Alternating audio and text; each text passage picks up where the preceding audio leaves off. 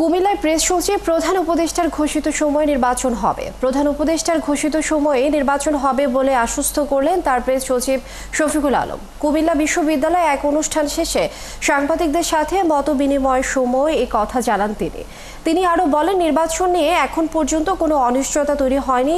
কাজী এনামুল হকের তথ্য ছবিতে প্রতিবেদন।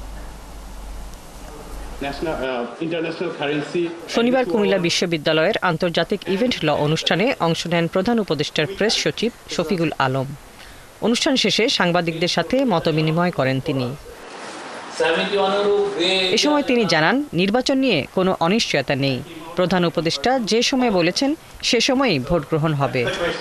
নির্বাচন ঠিক যে সময়ে বলা হয়েছে ঠিক সে সময়ে হবে এবং আপনারা দেখবেন যে খুব সুন্দর পরিবেশে পিসফুল একটা নির্বাচন হবে এবং বাংলাদেশের ইতিহাসে one of the best election হবে।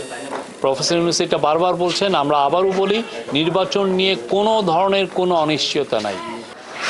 জাতীয় নির্বাচনে যাতে সব দল অংশ নিতে পারে সেজন্য লেভেল প্লেইং ফিল্ড তৈরি করেই ভোটের তারিখ ঘোষণা করা হবে বলে জানান প্রেস সচিব। নির্বাচনের জন্য যে পরিবেশ সেটা ঠিক করা হবে এবং লেভেল প্লেইং ফিল্ড থাকবে সবার জন্য। যে কোনো ক্যান্ডিডেট বলতে পারবেন না যে না তার প্রতি অন্যায় করা হচ্ছে বা তার যে ফিল্ডটার লেভেল নাই, সে এই পরিবেশ পাচ্ছেন না। আমরা পরিবেশ নিশ্চিত করব। এ সময় গোপালগঞ্জের সহিংসতা নিয়ে শফিকুল আলম জানান, সবকিছু নিয়মতান্ত্রিক ও আইনি পথে পরিচালনা করবে সরকার। কুমিল্লা বিশ্ববিদ্যালয়ে আয়োজিত ওই অনুষ্ঠানে স্পিকার ছিলেন বিশ্ববিদ্যালয়ের উপাচার্য প্রফেসর ডক্টর হায়দার আলী সহ 11 জন। হাসিবা আলী বর্ণা, ৭১।